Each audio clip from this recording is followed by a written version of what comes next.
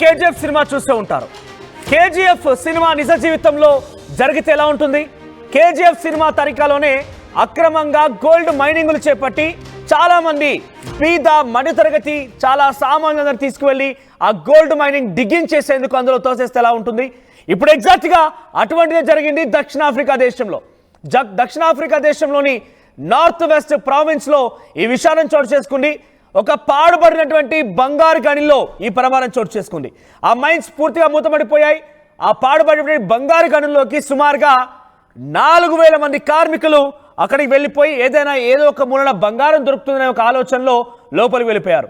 వెళ్ళారు కానీ వారికి తిండి ఏది లేదు, వారికి కనీసం ఆహారం కూడా దొరకదు. అక్కడ అంతా కూడా నిర్మానుషం, చీకటి ఉండిపోతుంది.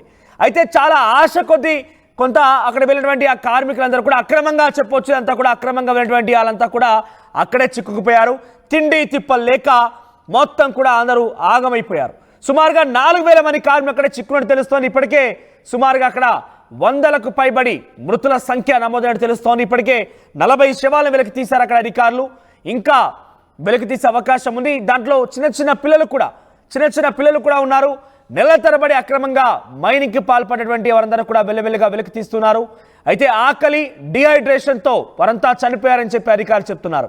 పలువురు కార్మికుల్ని రక్షించేందుకు పోలీసులు రెస్క్యూ టీమ్ ఆపరేషన్స్ కొనసాగుతున్నాయి.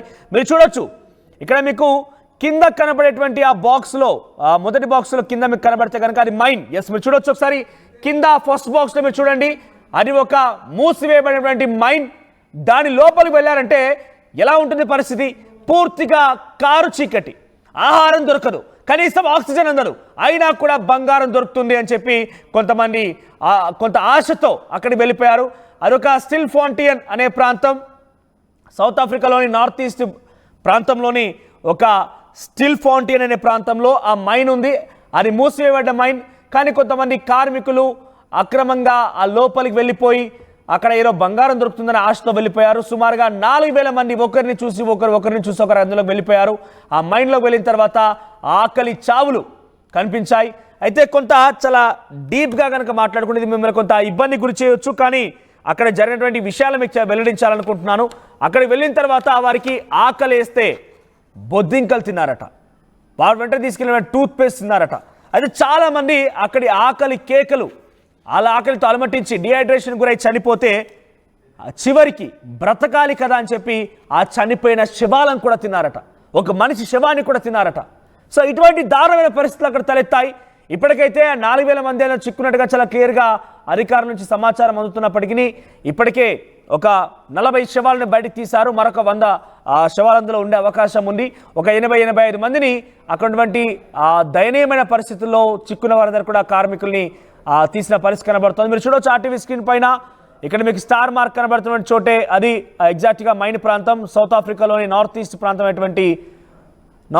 ప్రాంతం అటువంటి స్టిల్ ఫాంటియన్ అనే ప్రాంతంలో ఆ మైన్స్ ఉన్నాయి. ఆల్రెడీ మూసివేయబడ్డ మైన్స్లో కొంతమంది అక్రమంగా వెళ్ళినటువంటి వ్యక్తులు కాస్త అక్కడ కొంత ఇటువంటి పరిస్థితి దారితీసింది. అయితే ఈ విషయాన్ని mining affected communities United in action అనే సంస్థ వెల్లడించింది. దీని ప్రకారికంగా దక్షిణాఫ్రికాలోని నార్త్ వెస్ట్ ప్రావిన్స్లోని ఒక పాడుబడినటువంటి బంగారు గనిలో నెల తరబడిగా భూగర్భంలో చిక్కున్నటువంటి 100 మందికి పైగా వారందరినీ కూడా మరణించినట్టుగా అధికారులు భావిస్తున్నారు.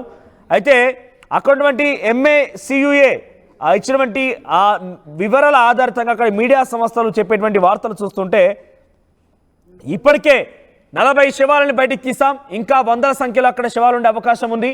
అక్కడికి వెళ్ళిన తర్వాత ఆకలి కేకలతో అలమటించిన వారు, డిహైడ్రేషన్ గురైన వారందరూ కూడా మెల్లమెల్లగా ఇప్పటికే 82 మందిని 85 మంది వరకు సుమారుగా మేము వారిని బయటకు తీసాం. అయితే కొన్ని విషయాలు అక్కడ మీడియా సంస్థలు రాసేటువంటి ఆ వార్తలు చూస్తే కనుక ఆ వ్యక్తుల లోపలికి వెళ్ళిన వారు ఆహారం దొరక్క పురుగులన్నీ అక్కడ నుండి బొద్దింకల్ని తినడం ప్రారంభించేశారు. ఇక ఏమి దొరకని సందర్భంలో ఎవరైతే ఆల్రెడీ మరణించి ఉన్నారో వారందరినీ కూడా ప్లాస్టిక్ కవర్లో చుట్టేసుకొని వారందరినీ ప్లాస్టిక్ కవర్లో కొన్ని వాటిని శవాలను కూడా పక్కన పడేసి అవి కుళ్ళిపోయిన శవాలను కూడా తినారట. వారిని వారు రక్షించుకోవడం కోసం ఆకలితో అలమటించలేక కుళ్ళిపోయిన శవాలను కూడా తినారంట. ఎంత దారుణమైన పరిస్థితి చెప్పాలంటే నాకే కొంత ఇబ్బందికరంగా ఉంది. సో కుళ్ళిపోయిన శవాలను కూడా తిన్నటువంటి పరిస్థితి కూడా తలెత్తాయి. ఇక చాలామంది మైనర్లు కూడా ఉన్నారు, చిన్న పిల్లలు ఉన్నారు. వారందరినీ తీసుకొని లోపలికి వెళ్ళి ఆ పాడుబడినటువంటి మైన్లో ఏదైనా దొరకకపోతుందా అనే ఒక ఆలోచనతో అందరూ ఒకరిని చూసి ఒకరు సుమారుగా 4,000 మంది వెళ్ళిపోయారు. అయితే వారికి ఏం బంగారం దొరికింది, ఏం దొరికిందని పక్కన పెడితే ఇటువంటి దయనీయమైన పరిస్థితి ఉందనేది మాత్రం చాలా క్లియర్గా అర్థమవుతోంది. పోలీసులు ఈ యాక్షన్ని సుమారుగా నెల 2 నెలల నుంచి కూడా మొదలు పెట్టేశారు. నిజంగా ఎవరైనా వెళ్ళారా, వెళ్తున్న వారిని అడ్డుకోవడం, ఒక్కొక్కరిగా గుర్తించడం, ఆ తర్వాత ఎక్కడున్నారు ఏంటని గుర్తించి ఇప్పుడిప్పుడే అందరూ కూడా బయటికి తీస్తున్నారు. సహాయక చర్యలు కొనసాగుతున్నారు, అందరూ బయటికి తీసే చర్యలు కొనసాగుతున్నాయి. ఈ 4,000 మందిలో ఎంతమంది బతికున్నారు, ఎంతమంది చనిపోయారు, ఎంతమంది శవాలు కుళ్ళిపోయాయి, ఎంతమంది శవాలని అక్కడున్న వ్యక్తులు ఇతరులు తినేశారనే విషయాన్ని మాత్రం కొంత ఆలోచిస్తే కొంత ఆందోళనకరంగానే ఉన్నది. సో ఇక్కడ ఏదేమైనా కూడా అక్రమ మైనింగ్ పేరిట చాలా వరకు మైనింగ్స్ కొనసాగి ప్రస్తుతం వాటిని మూసివేసిన తర్వాత ఇంకా కూడా కొంతమంది అత్యుత్సాహంతో అక్కడికి వెళ్ళిపోయి మైనింగ్ చేపట్టడం, అక్రమంగా వాళ్ళు వెళ్ళిపోయి అందులో చిక్కుకొని ప్రాణాలను కొని తెచ్చుకున్న పరిస్థితి చావును కొని తెచ్చుకున్న పరిస్థితి కనబడింది. ఏకంగా శవాలను తిన్నారంటే అర్థం చేసుకోవాలి అక్కడ ఎటువంటి దారుణమైన పరిస్థితి ఉందా అనేది. శవాలను తినడం ఇలా చాలా సందర్భాలు మనం అనేక అంశాలు చూస్తున్నాం. అంటే ఇప్పుడు సంఘటనలో చాలా అంశాలు మనం వింటున్నాం.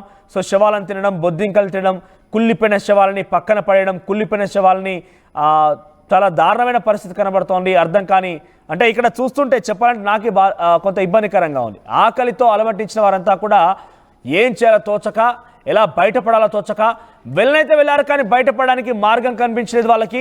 అది మూసివేయబడిపోయినటువంటి మైండ్ కాబట్టి వెళ్ళిన మార్గం వెంట తిరిగి రావడం కోసం కూడా కొంత కష్టంగా మారింది. వెళ్ళిన వారంతా కూడా అక్కడే చిక్కుకుపోయారు. సో అసలు ఏం జరిగింది ఏంటి ఇంకా విషయాలన్నీ కూడా తెలియాల్సి ఉంది. ప్రస్తుతానికైతే ఒక 40 శవాలను వెలికి తీశారు. ఇంకా కూడా శవాల సంఖ్య పెరిగే అవకాశం ఉంది. ఇంకా చాలామంది కూడా వెలికి తీయాల్సిన అవసరం ఉంది. ఇప్పటివరకు అయితే 100 మందికి పైగా కొంత అస్వస్థత గురైపోయినటువంటి వారిని కూడా బయట తీసిన పరిస్థితి కనబడుతోంది. సౌత్ ఆఫ్రికాకు సంబంధించి ఏం జరిగింది అక్కడ ఏంటి అనేది మాత్రం ఇంకా చూడాల్సి ఉంది.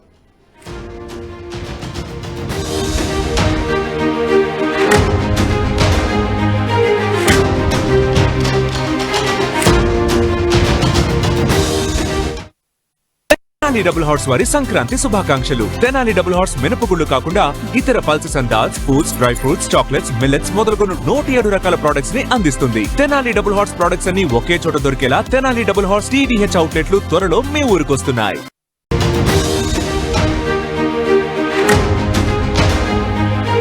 మీరందరూ KGF సినిమా చూస్తూ ఉంటారు. KGF సినిమా నిజ జీవితంలో జరిగితే ఎలా ఉంటుంది? KGF సినిమా తరికాలోనే అక్రమంగా గోల్డ్ మైనింగ్లు చేపట్టి చాలా మంది పేద మధ్యతరగతి చాలా సామాన్యులందరూ తీసుకువెళ్ళి ఆ గోల్డ్ మైనింగ్